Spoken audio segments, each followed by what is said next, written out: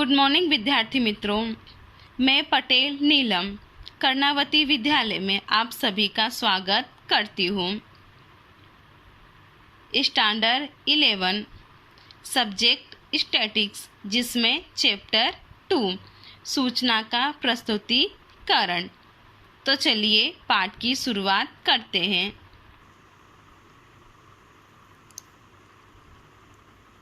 सांख्यिकीय सूचना में मुख्यतः 2 प्रकार की सूचनाएं होती है। ये हमने पहले पाठ में इस बारे में जानकारी हमने प्राप्त कर ली है। इसमें सिर्फ हमें शॉर्ट में इस बारे में बताया गया है कि सांख्यिकीय सूचना में मुख्यतः 2 प्रकार की सूचनाएं होती है, संख्यात्मक सूचना और गुणात्मक सूचना।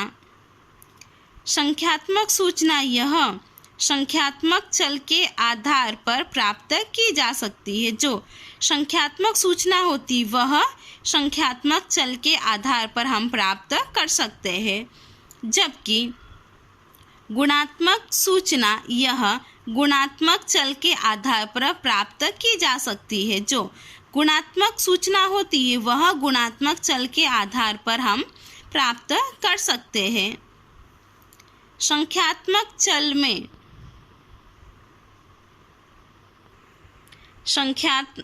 संख्यात्मक चल में मुख्यतः 2 प्रकार के होते हैं। जो संख्यात्मक चल होते हैं वह कितने प्रकार के होते हैं?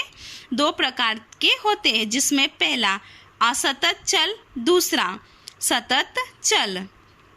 जिसमें सबसे पहले हम असतत चल देखेंगे।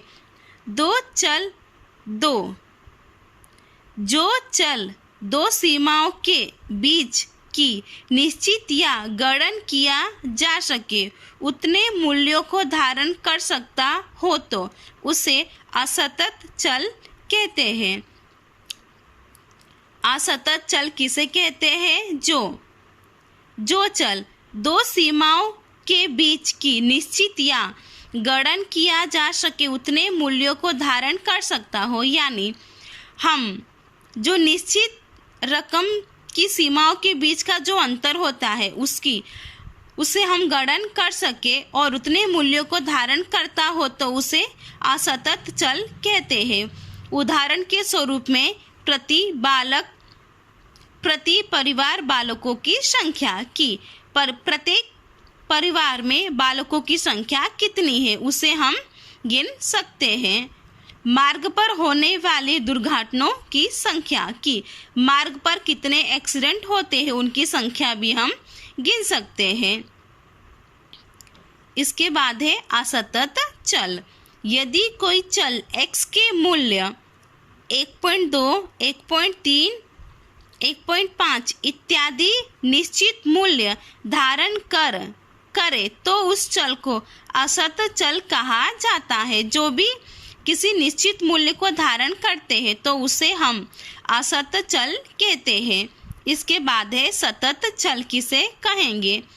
जो चल 2 सीमाओं के बीच के सभी मूल्यों को धारण कर सकता हो तो उस चल को सतत चल कहते हैं। जो 2 सीमाओं के बीच वह सभी मूल्य को धारण कर सके उस चल को हम सतत चल कहते हैं। उदाहरण के स्वरूप में व्यक्ति की ऊंचाई, दिन का तापमान इत्यादि सतत चल के उदाहरण है। व्यवहार में सामान्य रूप से चल के मूल्य प्राप्त करने हेतु गणना करनी पड़ती है। इसके बाद है जिन चल के मूल्यों को प्राप्त करने हेतु नापना पड़ता हो, अर्थात चल के मूल्य के साथ नापने की इकाई आवश्यक हो तो उसे सतत चल कहते हैं।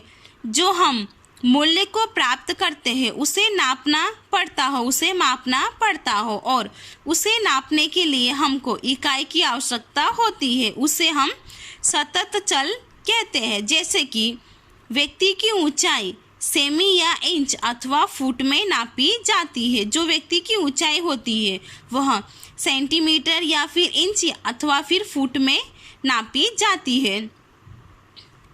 दिन का तापमान सेल्सियस में नापा जाता है। जो दिन का तापमान होता है वह सेल्सियस में नापा जाता है।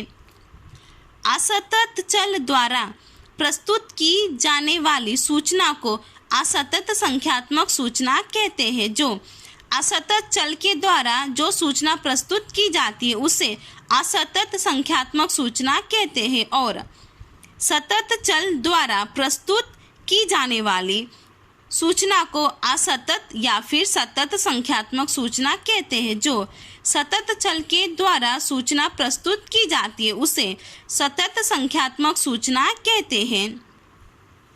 इसके बाद क्या है? समष्टि अथवा न्यादर्श जांच।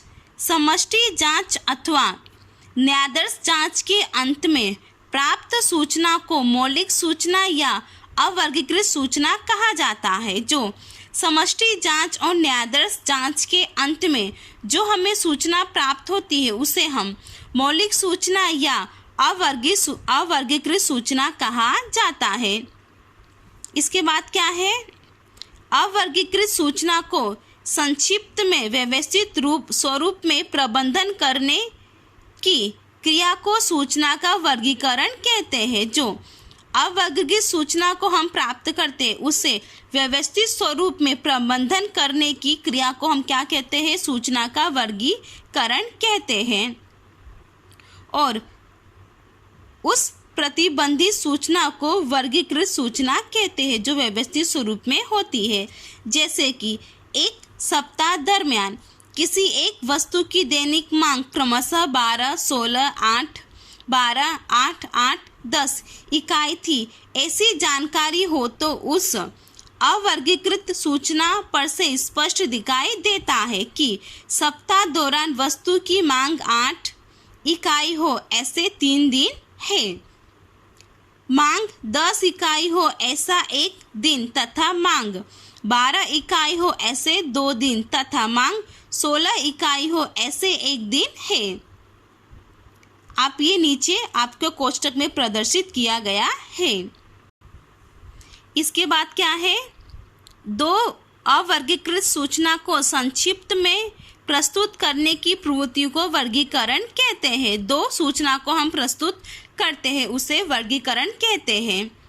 सांख्यिकी के अध्ययन में वर्गीकरण की आवश्यकता मुख्य निम्न कारणों से हुई है कि वर्गीकरण की आवश्यकता क्यों हुई, जिसमें पहला, विस्तृत सूचना को संक्षिप्त में सरल व आकर्षक स्वरूप में प्रस्तुत करने हेतु जो सूचना लंबे प्रमाण में हो, विस्तृत प्रमाण में उसे संक्षिप्त में सरल और आकर्षक स्वरूप में उसे प्रस्तुत करने के लिए वर्गीकरण की आवश्यकता पड़ी।